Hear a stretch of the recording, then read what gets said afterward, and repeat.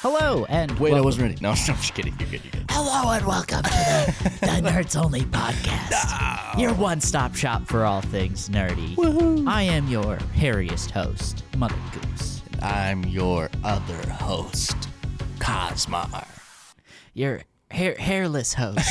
He's bald, Yeah, I'm bald everywhere. and he hates people who has hair. Yeah, so I hate literally everybody else. Literally. Except for, like, a few very select people. The 1% of the population that's Yeah. completely smooth. Completely smooth. Well, audience, we kept our promise. It only took us a couple weeks. Yeah. But we kept our promise. We're talking about a video game today. Talking about a game. Yeah, no movies. Peak. What's that one meme where it's like, let's go to the movies? No, I'm locked in. I'm in the trenches. Anyways, something dumb Andrew Tate said. Oh, that guy. Oh, he's bald. He's hairless. He's bald. Yeah, he he's- hates people who have hair. It all makes sense now. It's all coming together ever since he was a child. That guy. Anyway, we're talking about Peak, a new game where you climb a mountain with your buddies, and absolutely nothing wrong could ever happen. It's really easy. It's really simple. Beaten it like 5 times now. Beaten it like 1,000 times. Haven't died every time at all. Nope, never died in that game. Don't even know what it's like. No, this game is hella hard. Yeah, I've died. I haven't made it past the 3rd peak. So same. there's 5. Same, which actually, we just made it to the 3rd peak Yes. on stream. We just got off stream. Go check us out at Mother Goose 27 Live. I don't know if that's a thing. Cosmar. Yeah, and Cosmar. It might be hard to find my channel. I'll introduce you. Yeah. Go try to find my channel amidst all the other Cosmars out there with 24 subscribers.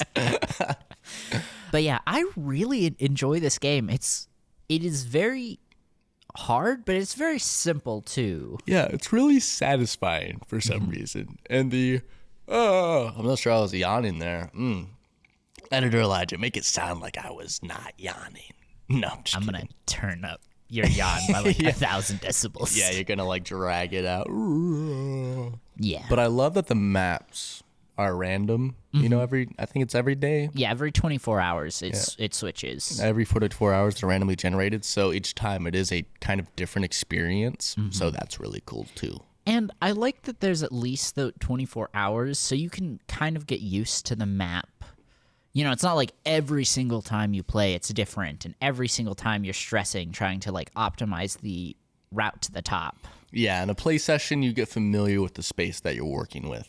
So it does have good replayability in that as well. And like, oh yeah, I can play it the same level over and over again in this space. And then later on, when I want to get back into the game, it's nice to have something new. Yeah, yeah. And I think there's a lot of different items that also help vary each run. Yes, the special items. Gosh darn it. So yawny today. Chat, he's EP. He's EP. So tired, Mark. I'm so lonely. But yes, the items are really fun and different things, like they have cannibalism, they have the Scoutmaster. They have a blow dart gun that one of us totally didn't use to kill the other one. I didn't know it would kill you just like that. I forgive you. And yeah, so they have a lot of cool mechanics in there. A lot of parts to the puzzle that you can play around with. So this, like a lot of games, has a hunger bar and a health bar and a stamina bar and a poison bar, and you died and were revived bar. Mm-hmm. What makes this game unique is it's all the same bar. It's just one. It's just one singular one. You start out with all the stamina you have, but as you get hungry, you lose some till you eat. As you lose health, you lose stamina. Like it's all just one big bar. Yeah. And that's so fire. Whoever thought that up was mad lad. Yeah, a really great way, I think, to vary it from other climbing games. Like, have you ever played Descent? No. That game is beautiful. I am not one that really enjoys climbing games, but Peak and Descent really piqued my interest. Piqued my entrance. No! Oh. Don't pique my entrance! Don't do it! No! Azula, what are you doing? Come here, little lady. Cat's breaking the podcast. The Cat break. podcast? Yo, that's a fire name. I'm going to copyright that and then sell it to someone. Do it. Did you say Bob? Bod, like Bod. B-O-D, the Bodcast, like a gym podcast. The Bodcast. Yeah, if anyone creates a podcast called that, you owe us money. Yeah, Please. Hey, come on. Please. Just $5 is all We're I'm so asking poor. for. We're so poor. So another aspect to this game is there are 5 levels. So you start with just like a traditional island, mountain, then you go to a tropical viney one, then there's a snow biome, I think it's called the tundra, then there's a lava biome, and then the final one, which I have no clue what it's like. Yeah, me neither. I really enjoy the first one and the tropical one. I think they're really fun to climb. The tundra one, not tropical. The tropical one, the second one, hot doo-doo buns. Yeah, the second one is just so big and difficult and annoying. I do not like the second one at all. The tundra one was really fun, the one we got to today, which was the 3rd level. That one was so much fun. The first one's fun because it's not super difficult, and you usually get a lot of items, and there's not really much holding you back. You just climb the peak. But yeah, that second one it's raining all the time. No bueno. There's all the poison gas clumps, there's poison leaves, there's ticks. There's green crisp berries that people feed to you. Oh, it's so terrible. And poison you. Yeah. Who would ever do such a thing like Who that? would do such a thing? So I think I really do like that they're all the same, I guess, level, just randomly generated. I think that's cool because you know what to expect, but it's still something new. Yeah. But it still has that like feeling of progression. Like, okay, I got from this to this, then this to this, and it's the same each time. So I like that they kept that the same. Yeah.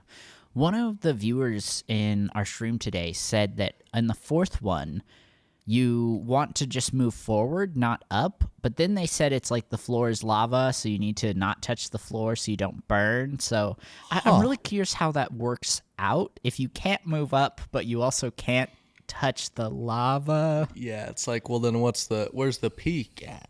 Right. Where's my peak? So I'm not really sure. We haven't been there, so I can't really speak on it. But I am a little confused. Also, it's got proximity chat, which is so fire. It's so fire. More games need proximity chat. Yes, proximity chat is amazing. The Suited Bird, go follow him on Twitch. We played Dreadline Net Quota, which is a Lethal Company-esque game, but you're fishing. Not great. Yeah. But that was one of our biggest complaints is it didn't have proximity chat, which pretty much every game in that genre has proximity chat. Wait to play Netline. Give it like a year or two before you try it, audience. I'm begging you. Yeah, just give it some time. Let it grow. But yes, so I'm really glad Peak has it because it's so funny. Like when you fell down the mountain and you were like yelling, it's so funny. Yes, no, the proximity chat is amazing because like the voice echoes and it's incredible. Proximity chat just makes so many game experiences so much better. And it's like you mentioned the echo. So depending on the environment you're in, it will change how the voice sounds. So like we were in a cave and you sneezed again. It was hilarious because there's just massive echo that just resonated through this ice cave. That's incredible. But yeah, definitely worth playing. There's a lot of customization options you can unlock too. Colors, clothes, hats, eyes, noses, mouths. Yeah. So that's pretty fun, pretty neat. You can make some pretty silly faces. And it helps, differentiate players when you're on the mountain. Yes. Sorry, I feel like I'm talking a lot. No, you're good. I just don't have much to say about this game, I suppose. That is fair. It is so fun, but without a story aspect to it, it's not like there's a lot to discuss. Yeah, no, there isn't. You could talk about the mechanics, but it's kind of, I think my only complaint about the game is that it does get a little boring after like maybe 2-3 hours. Yeah. It's like, okay, I failed like 3 or 4 times now. I'm ready to go to a different game. Yeah. So like that's kind of like a strength and weakness for it, because it's like, oh, I'll go play Peak for a bit and that'll be fun. But like after the first or second round, it's like, okay, I'm getting done. pretty. Yeah, I'm done with this. So it's like that can be a good thing or a bad thing depending on what kind of video game player you are. Yeah. For me, it's not the best because I like to complete games, and so it's kind of difficult getting on it and then falling and dying. It's like, Now to start over. Yeah, I was so frustrated on our stream today because I just slipped and then I died, and I was like, cool. Yeah. An hour of my life gone. we did our second run. We made it really, really further than either of us had ever made it, and we'd kind of just hit this point. And this happened last time I was streaming too in the tundra. We hit this point, and it's like literally there's nowhere we can go. And that's so soul crushing, is you're like desperately trying to find another path. Yeah, it's like, oh, well, okay, I'm done for today. Yeah, I'm done. You know what might help? If they have 5 types of mountains to climb, if they switched it up, like the order you see them in. So maybe keep the first and last one the same every time. But when you get to the second peak, maybe you are in the tundra, or maybe you're in the lava, or maybe you're in the tropics, just to help keep it a little more fresh every run. Yeah, I think that's fair. And maybe even like a toggleable mode, or like, surprise me or something like that. Because some people do like that sense of progression and like, oh, okay, we got the peaks and the tropics and the, all of that. But it would be nice if like, okay, I just died again. Let me try to get the tundra map or something, Yeah. or just like, okay, I need to. In the other case, it's just you wait 24 hours. But if you're wanting to play it immediately, it's like, dang, this kind of like I don't want to play on the same map again. I feel like my luck's ran out on it a few times now. So there's multiple difficulties too that can help change it a little bit, or are supposed to. I've played on the lowest and the like normal difficulty. I don't know if I really noticed a difference between the two. Yeah, I'm not sure how you even make the game quote unquote easier. So it says that your stamina bar doesn't deplete as quickly, and I think that you don't get as hungry as quickly. All nice features, but I never really noticed it. Like when I lowered it to the lower difficulty, it didn't feel easier, and then jumping back up to the normal difficulty didn't really feel harder. But maybe that's just me. Yeah, no, that seems. I feel like the difficulty of the game shouldn't be just, oh, you run out of stamina less fast. Yeah. Which I know is difficult to do when you're randomly generating these maps every time. You can't generate an easy one, then a normal one, then a really difficult one. Yeah. So it's just kind of like, maybe if it's just more of a, this is what you're going to get, and you got to deal with it. Yeah. So that I guess the difficulty setting just doesn't really help much for the game.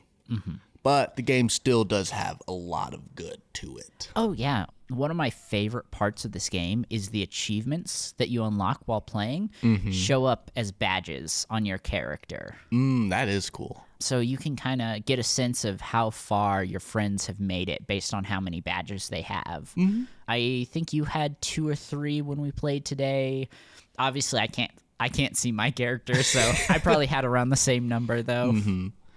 And one thing I do want to say, just for like for the game developers' part, is I think they're doing a really good job of interacting with their community. Yeah. Like they added cannibalism because so many people were like, I want to be able to eat my friends. And Yes. And I love that so much, because it literally is like Madagascar, when what is it, Alex, when he gets hungry, his friends turn into pieces of meat, and that's what happens in this game. Yeah, they turn into roasted chicken or turkey, whatever it is. And so I think that's also something that really does hold for the game, is the fact they're interacting with their fan base and community so much, making it into the game that people want to play. So I think that's just a really cool thing that we don't see a ton of. Yeah, and actually I wanted to talk about that too, is developers are jumping in people's game and talking to them through Bing Bong. Oh, yes, that is the whole point of Bing Bong, which is so fun. Poor Bing Bong. Apparently he's divorced, and then somebody here tossed him off the mountain twice. Could have been anybody. Yeah, not me for sure, though. Not me. Our mans can't catch a break. Get him out of here. He's dead weight. I've seen some clips of Bing Bong, like devs coming and talking to the players. South of Midnight, when it came out, their dev team went out and were talking to players, streamers who were streaming the game. They were jumping in people's chats to see what people thought. I love when devs do stuff like that to actually interact with the community. Yeah, I agree entirely. I think it makes the experience way more enjoyable for both the devs and the players.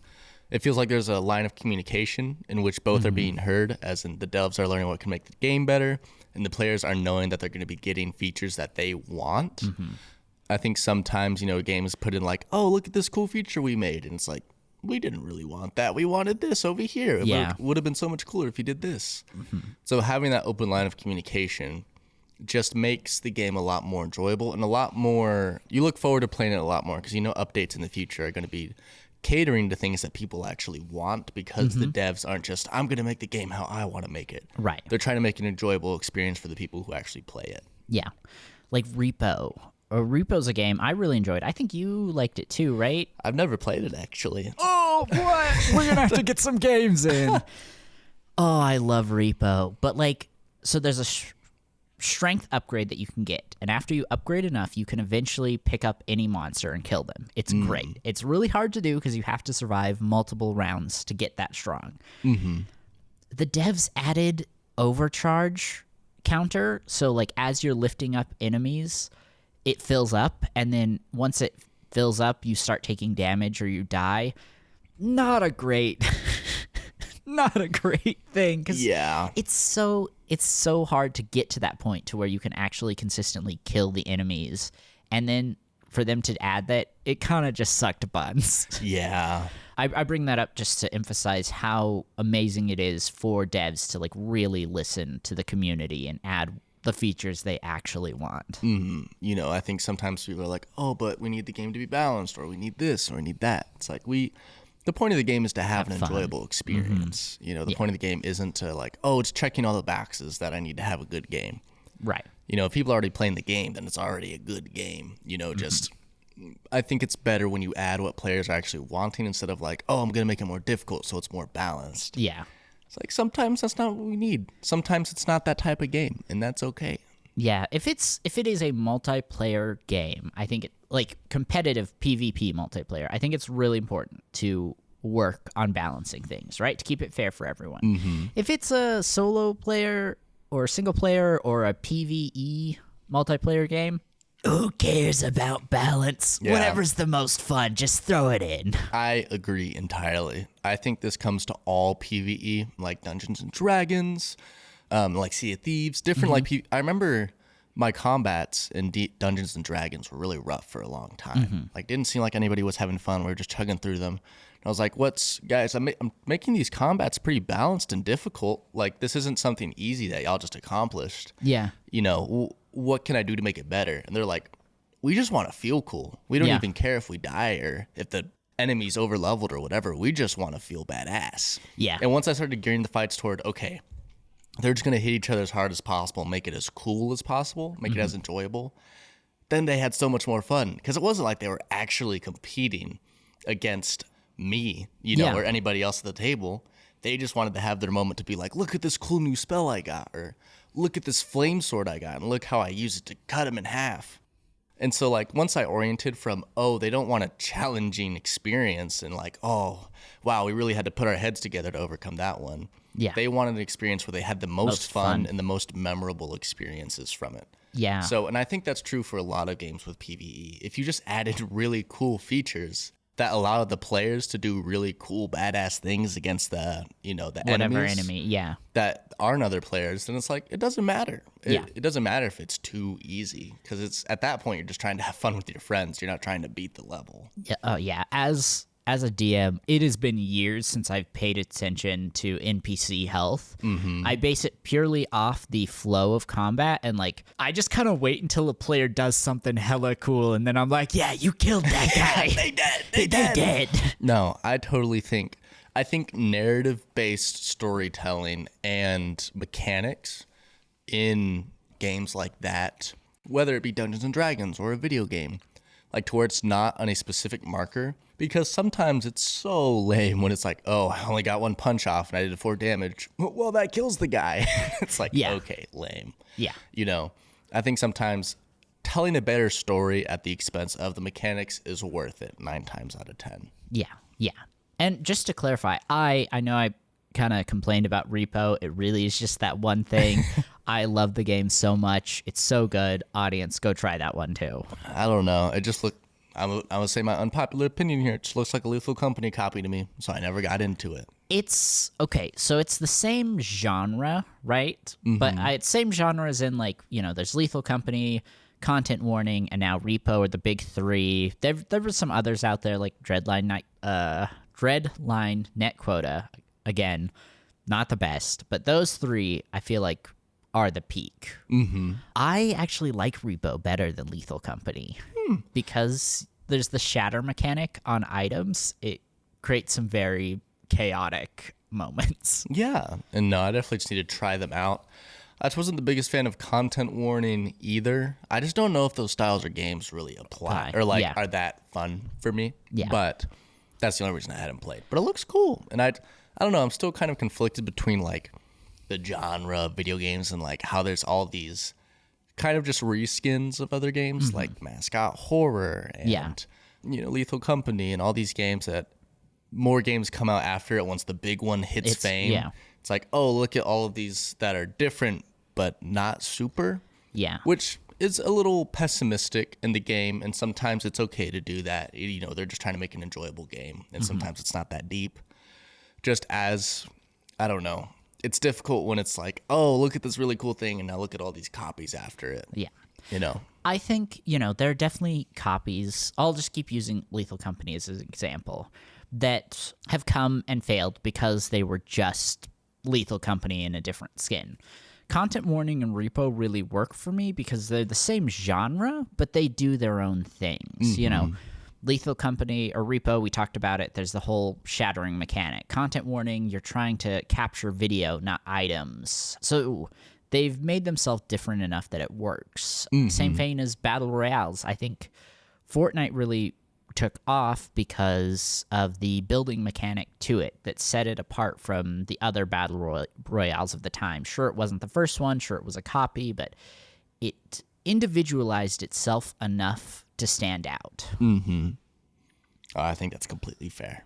Back to Peak, though. Final rating. I'm going to give it a 7.5. Yeah. I like it a lot. It's still in, I guess not really development, but they're still like adding a ton of stuff, The games, they said they're nowhere near ready for ever releasing it on consoles. They're just focusing, keeping it on Steam. So I think just in this early version of the game, before it starts getting a lot of new things added to it, I think 7.5. I love it. The gameplay's so fun. There's a few complaints that are very specific to just who I am as a person, not as a whole of the game. Yeah. So just remember, this is my personal rating. I still think peak is peak, but peak, but 7.5. Yeah, I think I'd go with the 7.5 as well. I always enjoy it when I play, but I don't just have this nagging desire to play, which, there are a lot of games that have hooked me where I'm just like, I gotta play. And Peak's just not that, but it's still a really solid game. Agreed entirely. Well, bonus things. Want to start us off today? Sure. I have beaten Doom Eternal. Hell yeah. I've 100%ed the game. Fire. Boss fight. Did not like. I'm going to be so honest. The Icon of Sin? Yeah, I think they took a mechanic and rolled with it, and I think it was smart because it was very difficult. Yeah. For me, it was just too difficult because it take like 30 minutes, and then it ramps up the amount of enemy spawns, and you're low on health, and then you die. So it's like, I play for 30 minutes, die. Play for 30 minutes, die. Yeah. And so that was just really frustrating, and it took me like 2 days to beat because I was like, oh my goodness. Because it has 2 phases, which the 2 phases are pretty much just the exact same. Yeah. So, but it was still super cool. Don't get me wrong. You're fighting this big, bad, evil demon, the Icon of Sin. So that was still fire. But I think that was my only complaint was I didn't have as much fun with the boss fight. But it was still super good. Still really cool, very cinematic. Yeah, which I feel like, yes, it's the end of the base game, but I feel like the Ancient God final boss is like the real final boss. Yeah, that's what I'm going to play through Dark Ages first. And I'm going to go back and beat Eternals, what's it called? DLC. Yeah. And then I'll see how I feel about that final boss. Yeah. Because, the Icon of Sin was just like, oh, this was just a really big bad who felt like, if anything, I felt like the Con Maker should have been the big bad final boss. Yeah. But, it was their decision, and it was still enjoyable. So it was just like, I have no emotional connection to this big bad whatsoever. Right. Which with the Con Maker, it was a lot more fulfilling, I suppose. Yeah. But anywho, so that was fire, and I love Doom the Dark Ages. I love how much they've added, how much they've changed to it. I love the new melee stuff. I love the new upgrade system. I love the inclusion of the shield and everything you can do with that. Like, they really just blew it out of the park, man. I don't know how they do it, how they take the same concept and story and base game, but change the mechanics to where it feels like you're playing the same game, but in an entirely different way. Real. It's so good. So I am so in love with the game. Props. Doom's one of my favorite franchises ever. I'm just really happy with how they're treating their franchise and IP, because the newest game is just so fire. Doom Dark Ages, peak.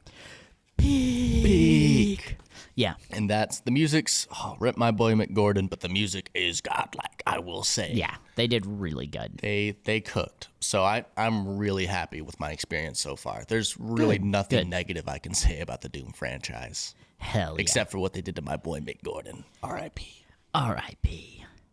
How far do you think you are in the Dark Ages? I'm on chapter 9, either 9 or 10 out of 22. Oh, okay, I thought there was 14, so okay. No, there are 22 chapters, so I'm close to maybe halfway through the game. Yeah, Getting there. My stuff's fairly upgraded. I've unlocked a lot of the arsenal. Just the creativity that they have with like these medieval guns is so fun. The pulverizer, which is just you crushing skulls and shooting out shards of bone. The impaler, which is just shooting metal spikes. Metal spikes. I forgot stakes. Metal stakes. Yeah.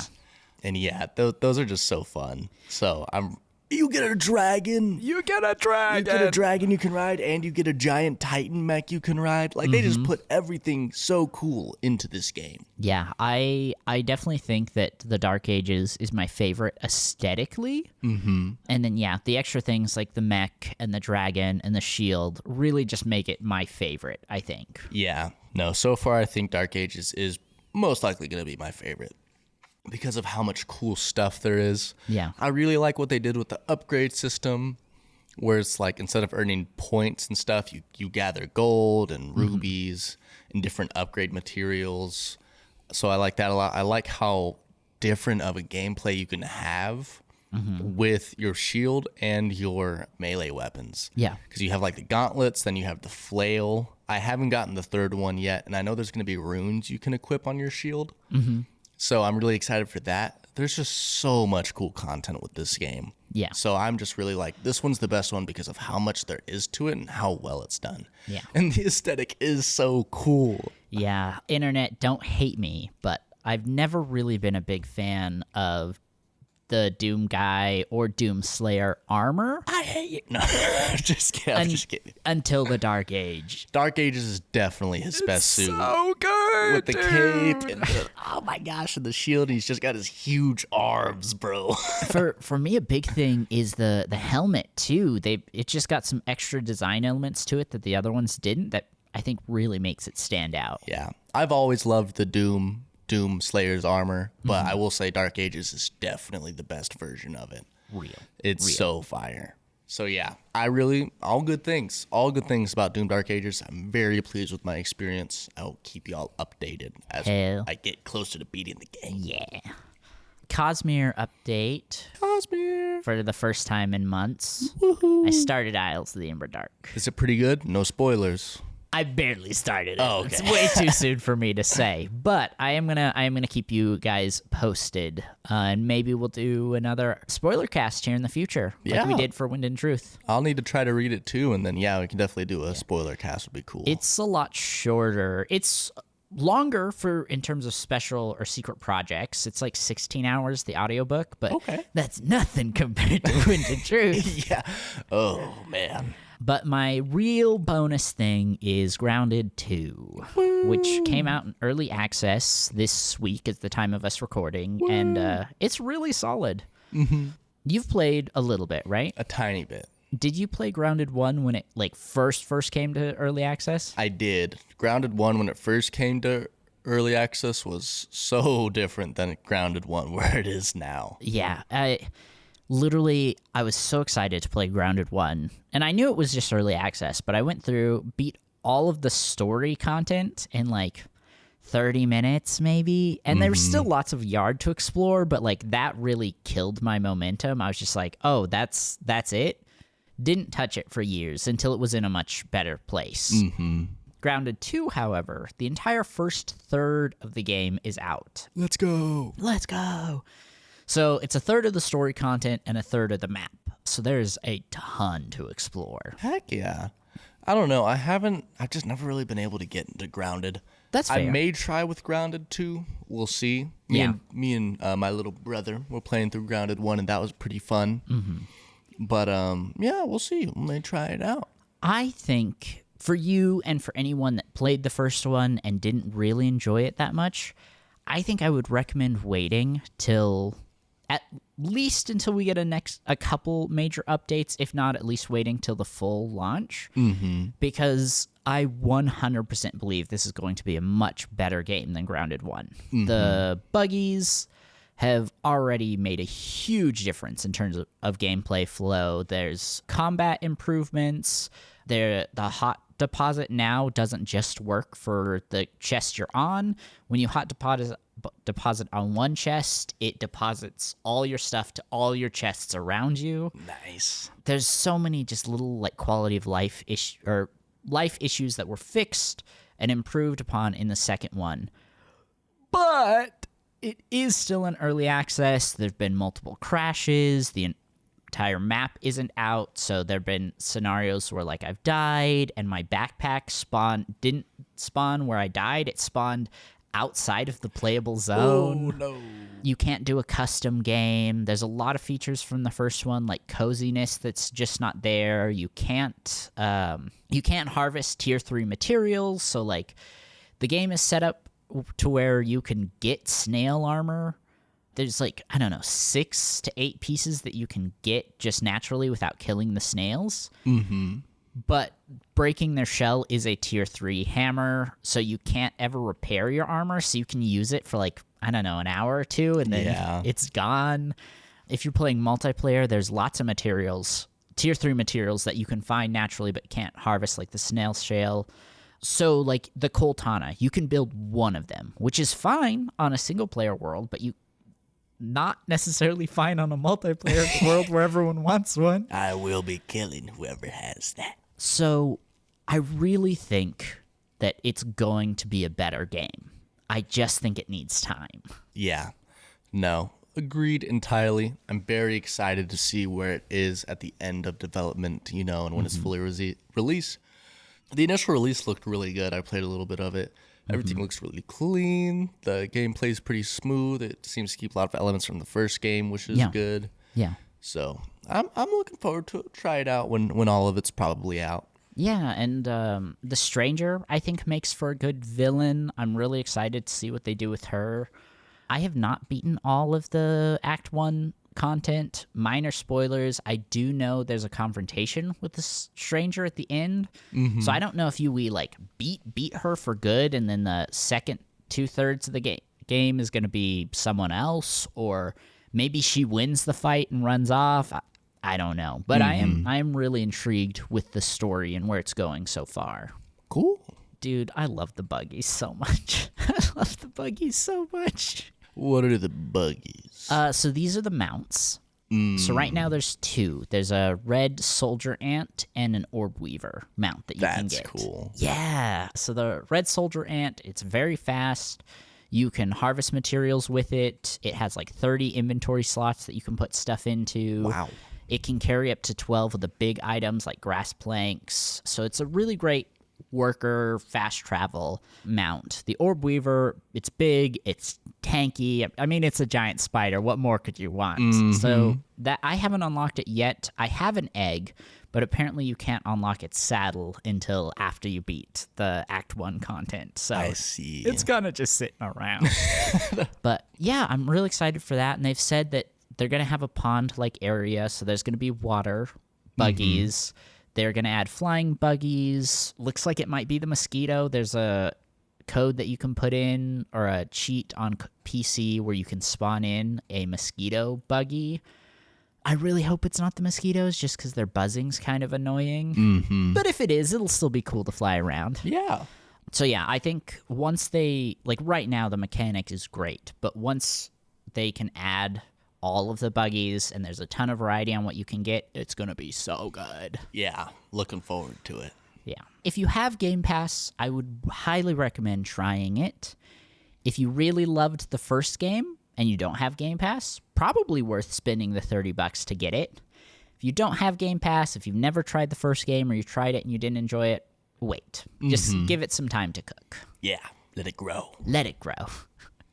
Let it die, let it shrivel up and die. Come on, who's with me? But yeah, I think that was all for my bonus things. Anything else, King? No, I think that's everything I wanted to say. Well, audience, thanks for being a part of this journey. Johnny, remember to drink some water and love yourself today. And we'll see you in the next one. See you in the next one. Toodaloo. Toodaloo.